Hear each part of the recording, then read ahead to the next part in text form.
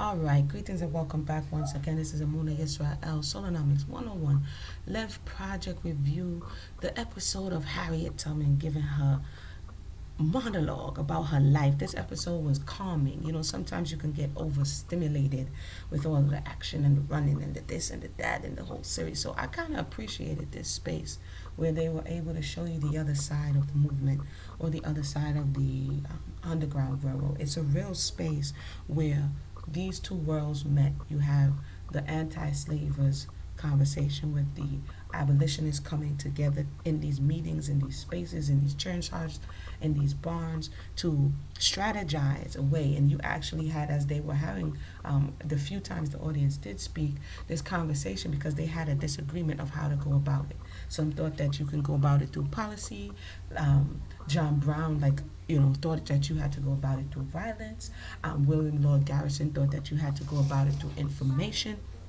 And so this was interesting, showing of the history that it was a complex, woven history of those who did not agree, because there's often a thought that everybody was agreeing. No, Harriet Tubman, which we're going to talk about a little bit here, she was well aware that there were, quote, as they would call them, good white people who helped you along the way, normally or mostly Quakers. I found in some of my research that early on, like from the 1500s, the Quakers, I believe one of the ones that I read his letter was George Fox, if I'm not mistaken. George Fox, you can look that up. He was a Quaker who early on wrote a letter and said, yo, this whole thing that y'all about to do, I don't think it's a good idea, and it's going to end up coming back on you. And so there was a religious society of what they called them, quote unquote, friends. Yeah, he was from 1624 to 1691. From 1624 to 1691, that's when they say he was born. So read a little bit about early on during this institution, you had people in the Americas who did not agree, as well as the Caribbean, who did not agree and warned those who participated in this institution of chattel slavery that it was going to be a problem. So fast forward, when you see what their names kind of changed to abolitionists or anti-slave, movements, mostly it's the Quakers, and you see some other peoples who are like, you know what, I'm not in agreement. And so they decided to kind of do whatever it is that they could do to show their solidarity with those who were being oppressed. And so this is what you're seeing. A lot of what Harriet's character is saying in this portion of the this episode basically is coming from her biography and other spaces of research. So if you were kind of like, wow, I didn't know that, this, that, and the third, go ahead and read. The first one I read was Sarah Bradford, Moses of Her People. It's not a long read, but you will kind of understand how Harriet's character, like she said, Harriet, the real Harriet, which his name, was Amanita, or they called her Minty. Amanita was not satisfied with her space. As an enslaved individual, and so she was committed to, as a child, she had the ingredients to become what she was going to be as an adult. And a lot of us are like that, except that society and maybe our upbringing, they want to beat out of us that which is there for a purpose. And I think the interesting part is when she steps in the way of a slave master and of an overseer's interaction with another enslaved individual, and takes a 2 pound, if I'm not mistaken, iron type implement to the head. And this is what causes her spells of blacking out. And ironically, it also causes her connection spiritually, and some would say she got hit in her pineal gland, right? And so it's kind of opened it up into the degree where she had like direct communication with the creator more than others. So I thought that was interesting. But again, I'm not going to go through the fullness but you could check out that. The second book that I think is interesting to check out is Bound for the Promised Land, Harriet Tubman, Portrait of American Hero by Kate Clifford Lawson.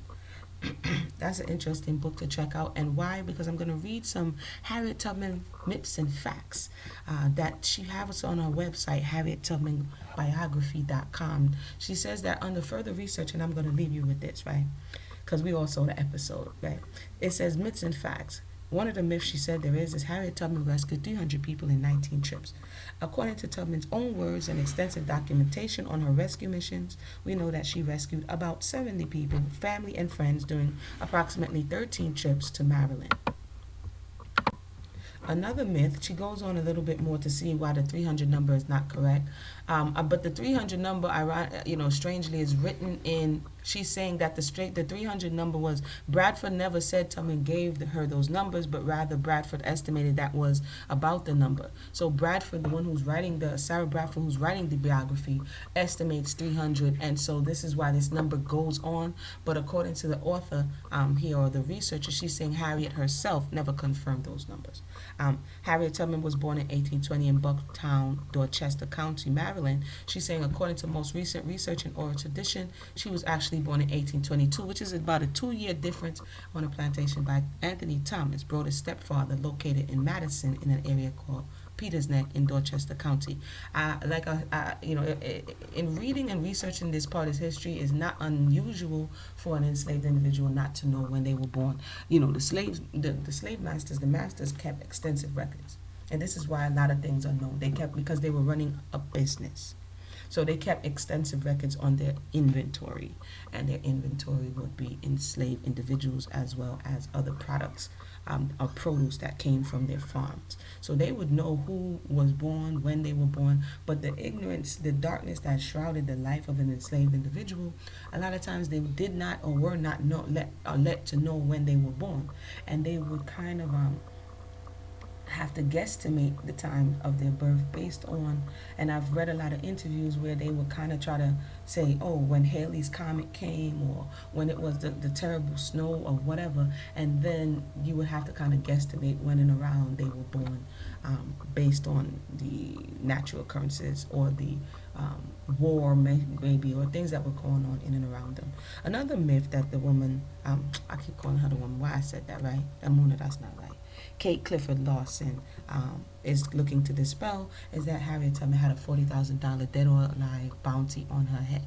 She says the only reward for Tubman's capture is in the October 3rd, 1849 advertisement for the return of Minty and her brothers Ben and Harry, in which her mistress Eliza Brodess offered $100 for each of them if caught outside of Maryland.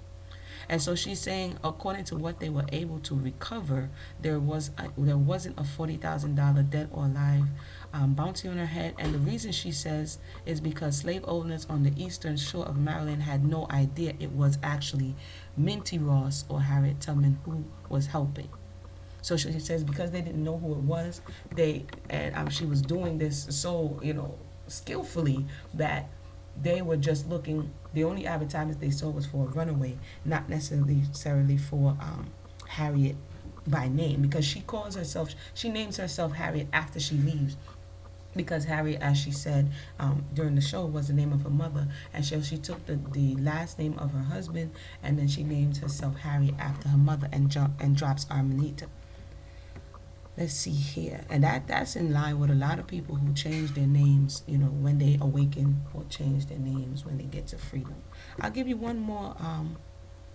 I'll give you a fake quote, and then I'll give you a real quote. And if you want to read all of them, feel free to go to HarrietTubmanBiography.com to get a little bit more. She says, I freed 1,000 slaves. I could have freed 1,000 more if only they knew they were slaves. I've seen this quote circulate all around the internet, and I didn't know at that point that it was fake.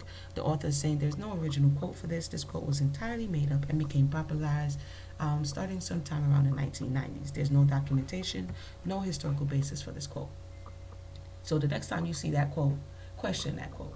Because if she only really freed 60 to 70 and then gave instruction of 60 to 70 more, and the biggest number that Sarah Bradford gave is 300, then we know it could have never been 1,000, and someone made that up.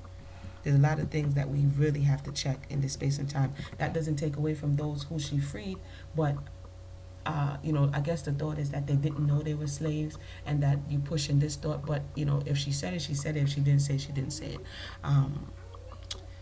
An authentic quote was, "I was the conductor of an underground railroad for 8 years. I can say that what most conductors cannot. I never ran my train off the track, and I never lost a passenger." Harriet Tubman at a suffrage convention, New York, 1896. So, in her story, in her narratives, the history says that no one never got stolen back from her and taken back to slavery. Like, that's an awesome feat to accomplish. The creator definitely had to be with her in these endeavors. Um, a real quote which they said in the underground episode is that I had reasoned this out in my mind. There were two things that I had a right to, liberty or death. If I could not have one, I would have the other, for no man should take me alive. I should fight for my liberty as long as my strength lasted, and when the time came for me to go, the Lord would let them take me. Harriet Tubman to Sarah Bradford, for Moses of My People, 1886. So this is the second time Sarah Bradford sits down to pen her biography, and this is what she narrates to her. The biography, I think it was like about some 20 years later. So, scenes in the life of Harriet Tubman, 1868. There was no one to welcome me to the land of freedom. I was a stranger in a strange land, and my home, after all, was down in Maryland, because my father, my mother, my brothers and sisters and friends were there, but I was free, and they should be free. This thought is when we, like I said, in other spaces, we calm the carpet rather, we make our way, we do all this, we make the sacrifice to get to freedom, and you look around and you're by yourself. This thought forced her to try to go back and get others who would not necessarily appreciate freedom as much as she did, but nonetheless, she felt it her duty to go back and get them. If you want to know more about what she said, really,